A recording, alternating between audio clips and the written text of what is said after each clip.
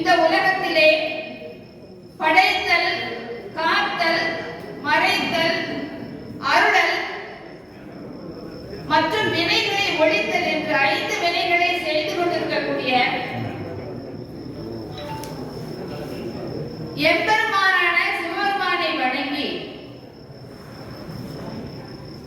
இந்த 5 தொழில்களை மட்டுமல்ல அகில உலகங்களுக்கெல்லாம் ஆதாரமாக விளங்கிக் கொண்டிருக்கக்கூடியவர் எம்பெருமான்.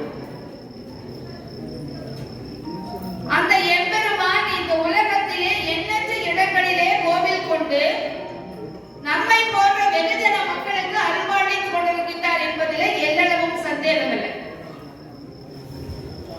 எண்ணற்ற இடங்களிலே எம்பெருமான் கோவில் கொண்டு அருள்பாலித்துக் கொண்டிருந்தாலும் அவருக்கு மிகவும் பிடித்தமான வாசஸ்தலம் என்று எடுத்துக்கொண்டால் அது அன்பர்களுடைய திருவுள்ளம் தான். இதுல நமக்கு எந்த சந்தேகம் கிடையாது இல்லைங்களா? அவருக்கு ரொம்ப பிடிச்ச இடம் எது அப்படின்னா தொண்டர்களுடைய திருவுள்ளம். அதனால்தான் அம்மை பிராட்டி சொன்னார், என்ன சொன்னார்? பெரிது பெரிது புவனம் பெரிது, புவனமோ நான்முகர் படைப்பு, நான்முகனோ கரியமான் உத்தியில் வந்தோர், கரியமாலோ அலைகடல் துயில்வோர், அலைகடலோ குறுமுடியின் கையில் அடக்கும், குறுமுடியோ கலசத்தில் பிறந்தோர், கலசமோ புவியில் சிறுமன், புவியோ அரவினுக்கு ஒருதலை வாரம், அரவமோ உமையவள் சிறுவிரல் மோதிரம், உமையவளோ இறைவனம் பாகத்தடக்கம், இறைவனோ தொண்டர்தம் உள்ளத்து அடக்கம் என்று சொன்னார். அப்போ இறைவன் எங்கே இருக்கிறார் என்று சொன்னார்? இறைவன் தொண்டர்களுடைய உள்ளத்திலே வாசம் செய்கின்றார். அப்ப இறைவனையும் தொண்டனையும் கட்டக்கூடிய கயிறு என்று சொன்னால் அது அன்பு கயிறு மட்டும்தான்.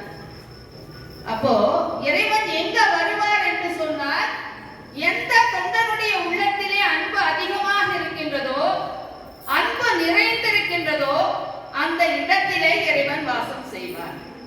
அப்போ இங்கே இருக்கக்கூடிய தொண்டனுடைய உள்ளத்திலே அன்பு நிறைந்திருப்பதால் தான் சுந்தர மகாலிங்கேஸ்வரர் என்ன பண்ணிருக்காருன்னா இங்க வந்து நமக்கெல்லாம் அருள்பாலித்து கொடுக்கிறார் இல்லைங்களா? வெகு சிறப்பு. அப்போ அதனாலதான் என்ன சொன்னார் பாருங்க, திருவருட்பாடு வள்ளலார் சொன்னார். என்ன சொன்னார் அப்படின்னா, அன்பெனும் பிடிக்குள் அகப்படும் மலையே. அப்ப இறைவன் எப்படி இருக்கிறார் பாருங்க, திருவண்ணாமலையிலே மலையே இறைவனுடைய அம்சமாக கருதி நாம் வழிபட்டுக் கொண்டிருக்கிறோம் இல்லைங்களா? அப்படிப்பட்ட